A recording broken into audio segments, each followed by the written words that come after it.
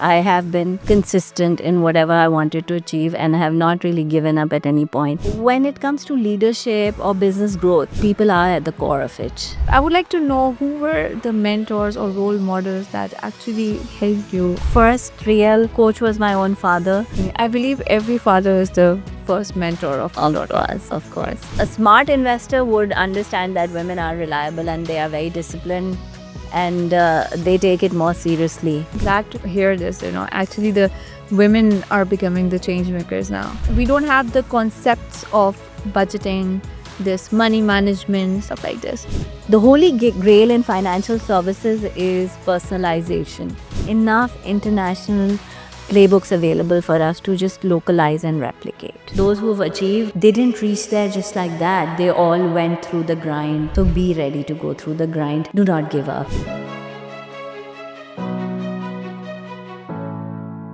Hi everyone, Assalamu alaikum. This is Mariam Jamal and welcome to the very first episode of Women Leaders series by Women Entrepreneurs of Asia, where we celebrate the journeys of inspiring women who are redefining the leadership across industries. Today we are honored to have with us a woman who has held several crucial leadership positions within the financial industry. With a remarkable career in finance and leadership, she stands as a powerful role model for many women who are trying to break barriers and create impact.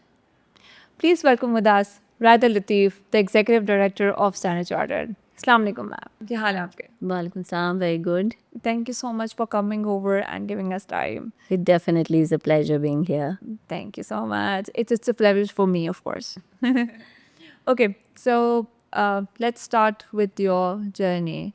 You have a powerful and such a diverse journey in the leadership roles.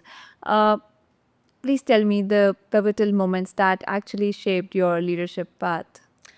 I think if I talk about my journey, I would say one thing that has stood out is the fact that I have been consistent in whatever I wanted to achieve and have not really given up at any point. The consistency to learn, the consistency in upskilling myself, staying relevant to what's happening in the field, in my respective areas, expanding my work portfolio at any point in time. These are, I would say, the reasons or the milestones in the journey. Other than that, I think I've had setbacks, and those are the pivotal moments, I would say, where I had to actually stop, recalibrate myself, refresh, and then bounce back. So those have been pivotal because they made me stop and rethink and realign myself. It gave me time to recharge, and before I'm ready to come back and take the space, I would say. As an executive director at SCB, uh, how do you balance these dual roles of driving the business growth and then building the inclusive people first culture? How do you do that? For me, when it comes to leadership or business growth, Yeah, people are at the core of it. of course. So when we look at people, when we are good leaders, when we mentor them, whether it's a CEO, whether it's a unit head, a department head, how they take their teams forward, what kind of mentorship, what kind of directioning, what kind of vision sharing they do, actually translates into business growth. So if you have the right people, you train them, they take ownership of their work, they take responsibility, because you if you go into micromanaging, of course, then there's no point. But if you're able to give them the responsibility and delegation, that is when people take ownership, and that is where business growth stems from. So it is, I think it's a no-brainer, really, because and that's why progressive organizations also invest in people development, people's well-being, and that really translates into business growth, because people are there who's serving your customers, especially in relationship-based services like financial markets, financial services, where it's people who are connecting, who are building those relationships. They're deepening them, they're strengthening them. So I think you take care of the people, you lead them well, you're able to give them the vision, and you trust them, Of course. and they'll do the magic. That's wonderful. Also, all of us have, mentors or role models who we look for every time. So I would like to know, who were the mentors or role models that actually helped you or influenced you in your journey? I think from my perspective, there was never one person who was a mentor or the coach or the role As many model. of them as you want. I always kept my lens very diverse, very broad, I would say. I looked at various characters, personas around me, and I followed their behavior. What were their behavior patterns? What were the traits? What were the habits that they, encapsulated, and I try to take on and adopt or adapt the best ones, those traits, learn them and internalize them over the years of my journey. So whilst reading the global people like Richard Branson, like Jack Welch, I've looked at Michael Bloomberg, fairly recent, and I read about them and I try to follow them. In the local market, I would say, there's Syed Babar Ali, who's been a titan of leadership and entrepreneurship for me. I've been looking at him, and then I think over the years, I've tried to improve myself, follow those patterns, and and kind of reflect on it. Of course. On the other hand, early on, I think my first real coach was my own father, who actually taught me about the corporate world or introduced me to the corporate world very early on in my school and college years, and he has been a mentor, I would say, my first coach and mentor. So that's he's invested time with me, and that's my beginning into the corporate world, I would say.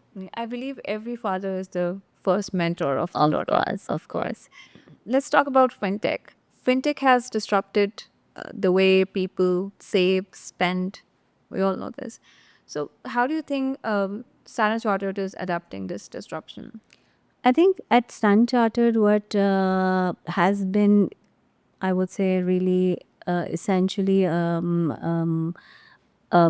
game changer for us is the fact that we've invested in the digital platforms, in robust systems. And by the time that people and the investors and the clients are changing and transforming the way they do business, we have been ready and available. And today I can actually say that that journey has been seamless to a large extent. And about 85% or so of our clients are connected with us digitally. So they do their transactions, they do that, whether it's individual or business transactions, they take place digitally. So we're there already, I would say, and we are committed to that level, that we not only intend to continue with the technological advancements that are required to an upgradation over time, and we're also committed to our clients that way. But if we talk about trust, so in fintech, trust building is, of course, I believe, not easy. So, how do you approach building trust of the customers in these digital services through the marketing and communications, of course? I think when you look at marketing and communications or brand building also from that perspective, the objective of all this activity is to inform, create awareness, connect with the customer, inform them of how their lives or their requirements or their needs can be met in the most simplistic and easy and efficient manner. once we've done that, our systems, our processes, our digital platforms are there to support. And once your clients have transacted, uh, and the very fact that the entire journey was as communicated, that is the wow moment, I would say. And that brings the client back again and again and again. And that will be, I would say, the point where trust is built. That's right. For a progressive society, we know that higher financial literacy rate is, I believe, very important, extremely important, I would say. But unfortunately, in Pakistan, we have like this literacy rate is quite low, and specifically if we speak about women. So, what do you think? What measures shall be taken to address this issue? At the government level or the private level, both. Okay, for once, I'll be a devil's advocate. I think it's unfair to keep focusing on the government or the private sector for that matter. Yeah. Because if I really look back to it, since the last 20 years, if I look at that, a lot of work has been done by the State Bank of Pakistan in conjunction with the banks. A lot of work has been done by the Securities and Exchange Commission with the multilaterals as well, where financial markets have work has been done on developing financial markets. Work has been done to create outreach and provide banking services to the rural areas and semi-urban areas and people out there. I will not talk specifically here about women. We'll come to that in a little while. Yeah. But if you talk about financial literacy, there today you do a Google search, you find enough content and tools available. So yes, work has been done. What really needs to be done is what's really needed is the mind shift, a mindset shift where people choose to make financial education a priority, money management a priority, learning about options out there a priority over research for a gadget for that matter, or watch YouTube for a drama instead of watching YouTube a podcast on financial services. There's Sarmaya podcast, there's Adila Azhar talking about financial education, there's Maham, there's multiple podcasts available. There are tools, there are blogs, there's tutorials, animated videos. There are simulation tools. Almost all brokerage houses have simulation tools that they offer online for investors or potential people to come and learn. So, I mean, if you really say what should the government do and what should the private sector or the regulators do, I think they're doing their bit. Let's for once, give them credit for the work they've done. And I mean, recently there's, I think, April or April, May was a financial literacy week where the entire financial sector came together under State Bank, under SECP, and multiple efforts were done.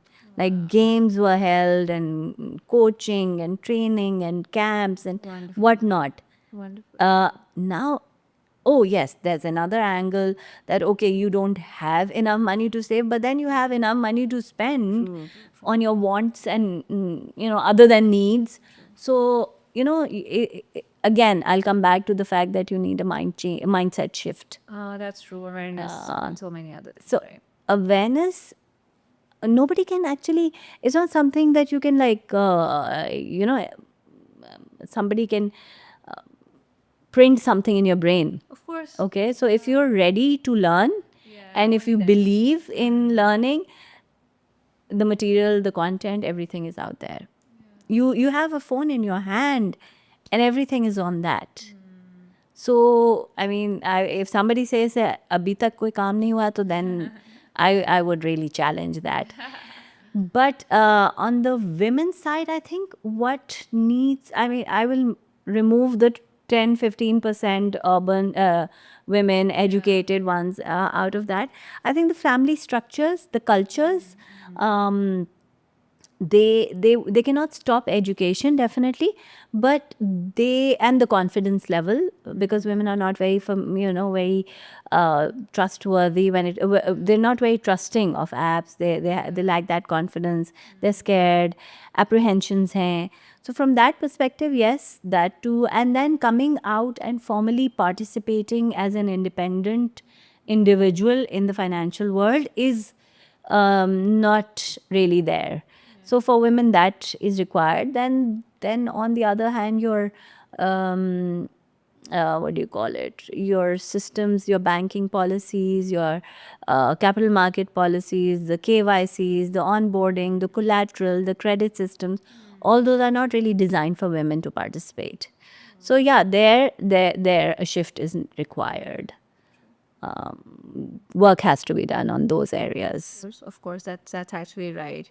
The thing you said, that awareness is one thing, but a person who is actually willing to learn it, that is another thing. That desire, I Yes, mean, the do you desire really is want very to look at a cars video or a mobile phone video, or buy a look at research for a new camera, for that matter? Or do you want to really think of, you spend 1 hour every day and you learn? Yeah. That's what I believe. That's right. That's right. Digital banking and fintech has already opened doors for greater financial inclusion and also for the women.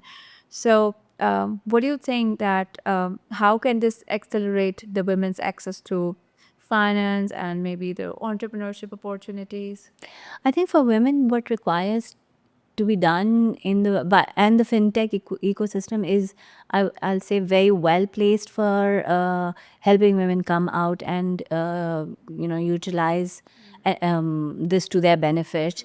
Is that they can work from within their homes, so they that cultural barrier, that's The barrier kind of that overcome. exists, yeah. Okay. Risk models need to be localized and created within the local context. That's one. The other thing, loan collaterals, KYC and onboarding, those processes need to be streamlined for women to be able to participate. I think, and on the entrepreneurial side, I believe enough work is being done, but still, the investors' confidence in women's productivity Yes. has to be created or reinforced. A smart investor would understand that women are reliable and they are very disciplined, and they take it more seriously. And it's a business proposition that they must look at it from. But yeah, that kind of work needs to be done at the policy level. We need products designed for women, Yeah, that's right. which suit them. And the language, simplification of language is also very important. So I think, yeah, those few areas need a lot of work to be done. A lot of right. Also, can you brief us a little about the Women in Tech program? Yeah, Standard Chartered nice. has under the Future Makers umbrella, we have a Women in Tech program where this program has been on since 2019. Wonderful. Every year, we invite applications from throughout Pakistan, various places, from women entrepreneurs who have a proof of concept, who have their business up and running, and they can apply for grant and training. And if they're selected, they go through a proper process of training, coaching, mentoring on how to run their business. They're invited to and trained, and what kind of efficiencies or proficiencies are required in upscaling their business. We provide them that kind of coaching, that mentorship through our implementers. And every year we have multiple women come out. So till date, I can actually say that about 143 women-led businesses have benefited from this Wow. program. Wonderful. 2025 cohort is already in process. We just last week, or I think about a fortnight ago, we announced the 10 winners. Yes, I saw that. And now these 10 women businesses have actually come into the final round. They've made it to the final round of, now they will scale up their business, and we will have a final round of jury and the first, second, and third selections from that. But I think this is what we've seen over the years. Initial years, there weren't many participants, but now the applications go over 400-500 applicants every time we've had a cohort. Last year also, we had a lot of applications. This year as well. And it becomes a challenge, and it's very good also that we realize that the program has been gaining momentum. It is reaching into various parts of Pakistan, not just the urban cities. We see applications come in from far-flung areas other than the main cities and, top 7, 6, 7 urban centers. So it's very encouraging to see women businesses thriving there. For us also, it makes us feel good that, we're kind of bringing the opportunities to the women in the community and giving it back as well. Of course. I'm glad to hear this. Actually, the women are becoming the change makers now. Women are the change makers. They're being given the opportunity, I guess. Of course. And Science Chartered is working on this. Yes, within our Future Makers so you program. guys are doing amazing, Bill, of course. Thanks. Okay, so most of the population in Pakistan or in Asia, if we talk, are relatively young, right? Yeah. So, but again, unfortunately, these young people, they don't know how to, including me, I would include myself. Why am I saying they, including me? So why are we, not, we don't have the concepts of budgeting, this money management, stuff like this. So what advice would you give, to us for, making a habit of savings or investments, I would say, and also keeping in mind, what could be the avenues where we can invest, keeping in mind the limited capital that we have. I think for any individual, once you apply yourself, then you decide that you want to really invest or build wealth and go that direction. The starting point would be to, look at your budget, create a budget. Yes. Identify your needs and wants, and reduce, because every time I talk to somebody, they say, oh, paise nahi bachte. Oh, we don't save anything. And at the beginning of the month, within the first 10 days, we're finished. We don't have much money left after that. We just make do for the rest of the month. But you look at restaurants, you go into a restaurant and you see it's full.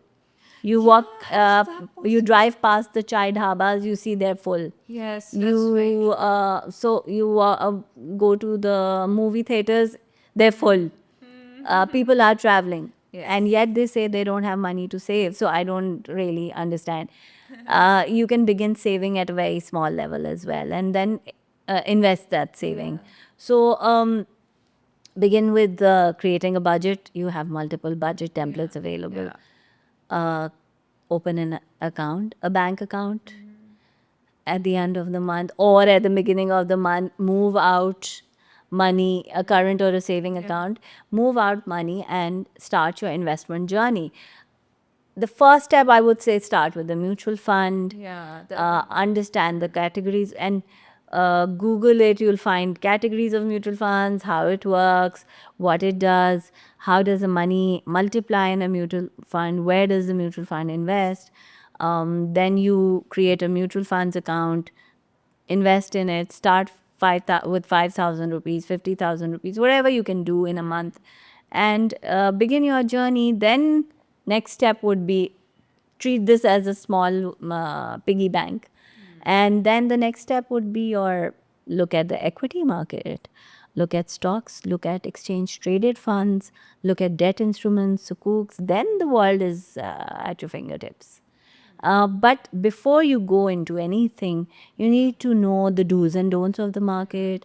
You need to understand what could be the downside, what could be the loss, and what are the policies of that particular instrument that you're looking at. If you're looking at the mutual funds, you must know that the transaction has to be done through the bank account, online, or through through a check. No cash dealings.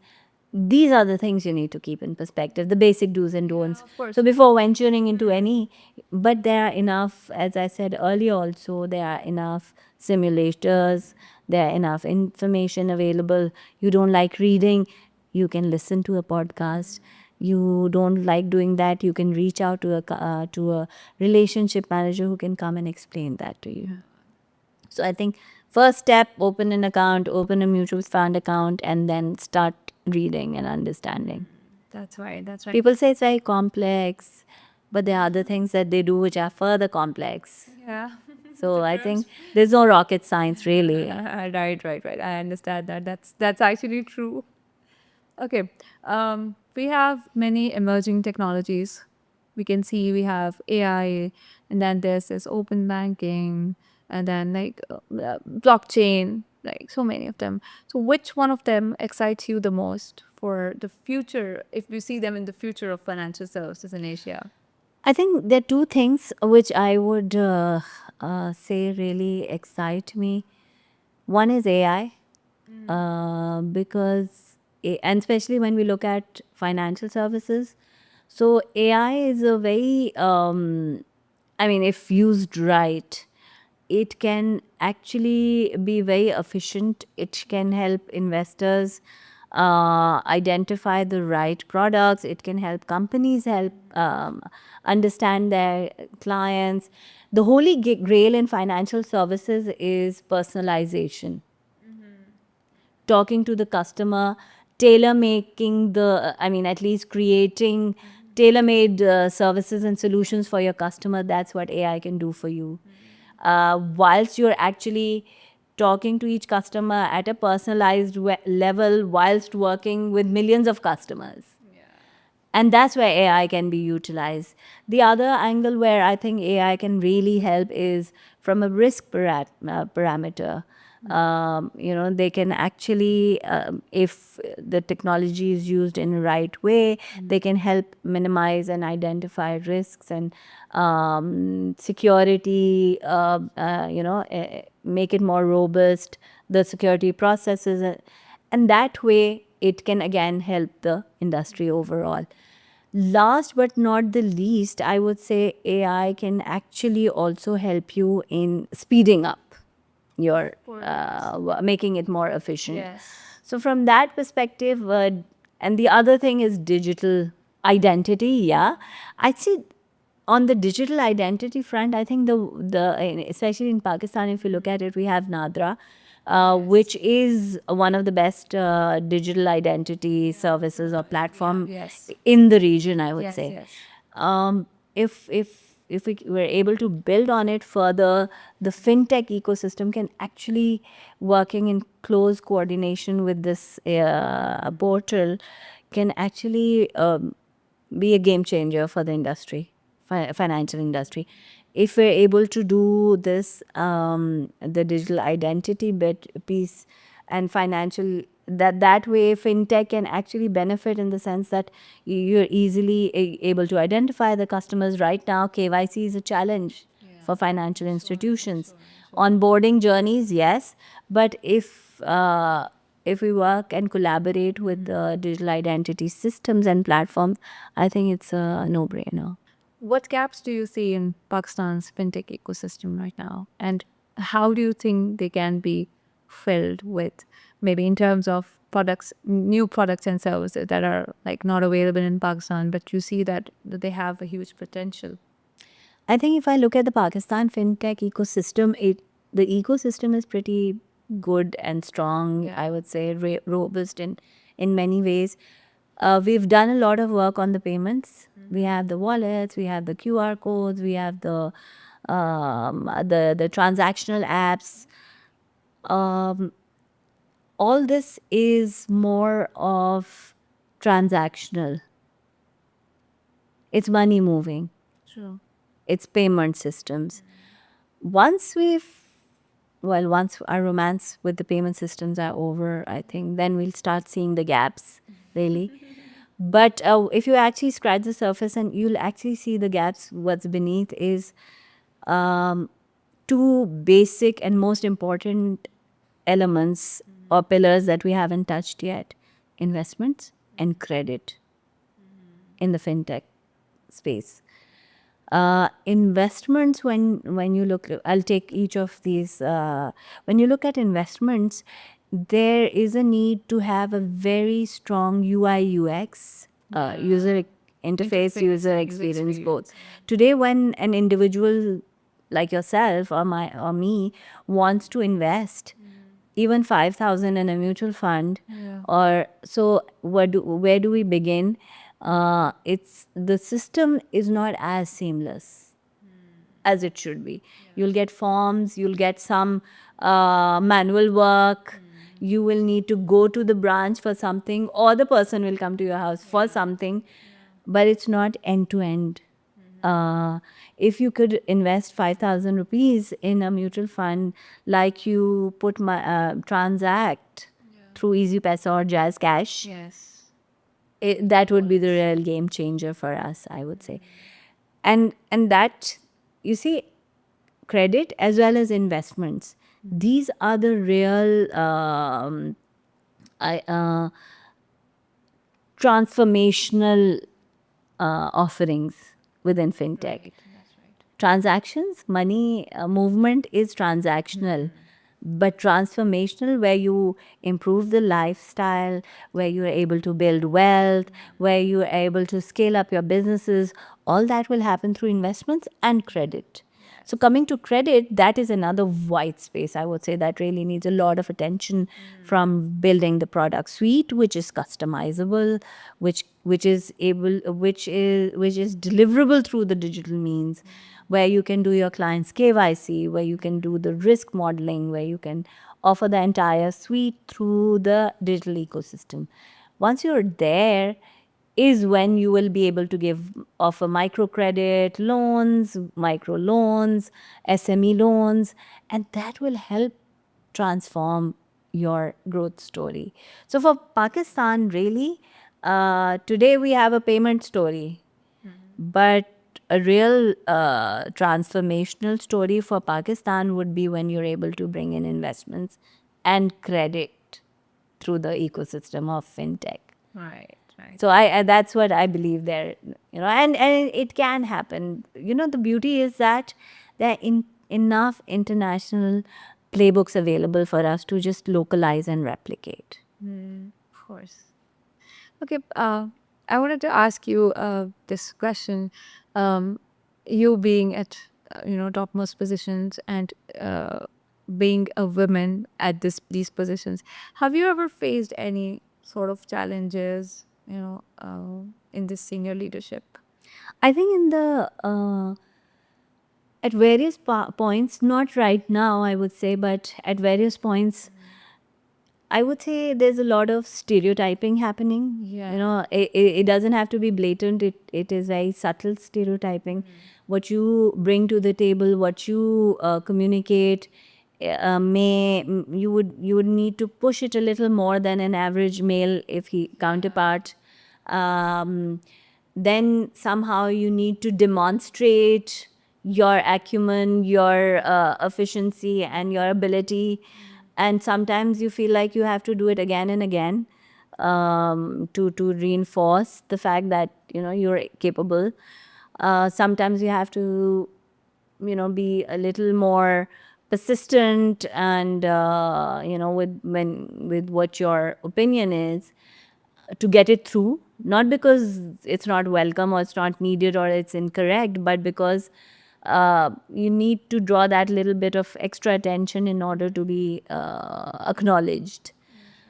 But really, one thing I must say is that once you've done that little bit of persistence and you've kind of proven yourself and you've done the first bit, it just paves the path for the other women to come.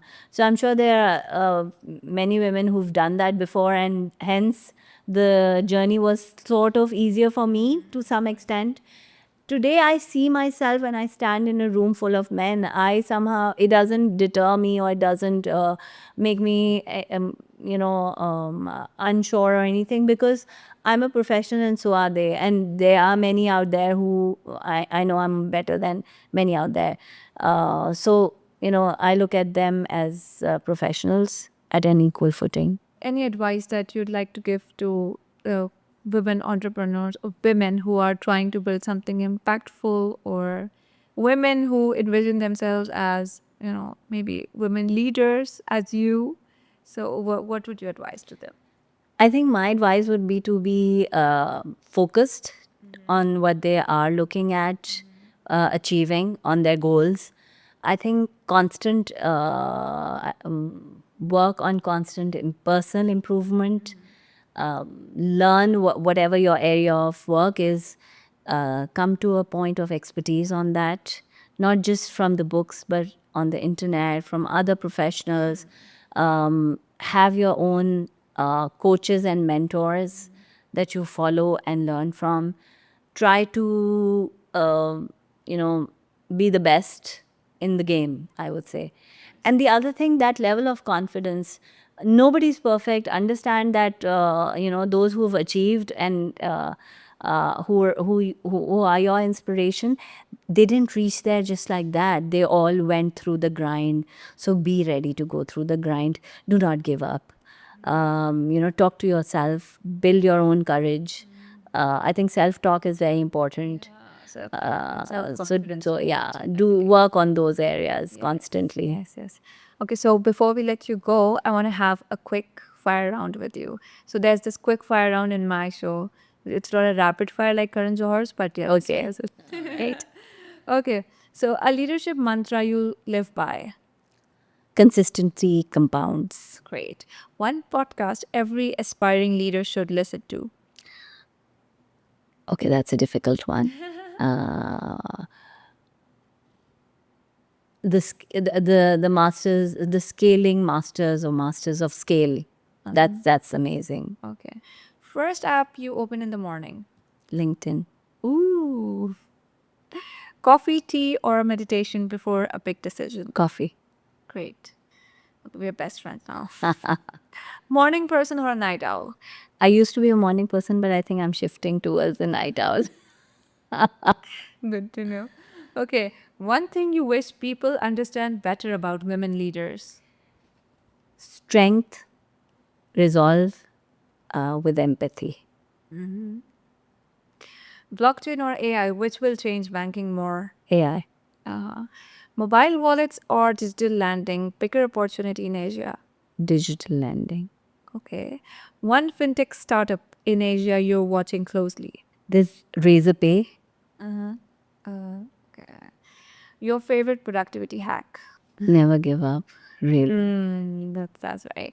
Okay, so to end this, I want you to share one book, one habit, and one belief that every entrepreneur should build. One book, I would say, I really, really think and find it very insightful. The Blink by Malcolm Gladwell. That's a good book. Habit, I believe focus, consistency, and coming back and building up is very important. One, believe in yourself. Wonderful. Wonderful. Thank you so much, Radha, for coming over here, sharing your journey with us, your challenges, your vision, everything. Thank you so much. Definitely has been a pleasure. So, Radha, we have this present for you from Dabur and Vatika. They're our official gift partners. And you guys should also use Vatika because it has all natural ingredients. Thank you so much for coming over. Your leadership reminds us that leadership is just not about titles, but it's more about paving way for others. It's more about resilience. It's about purpose. So thank you so much. And this is Mariam from Women Entrepreneurs of Asia. Keep watching, keep building an impact, and keep leading with heart. Thank you so much. Allah Hafiz.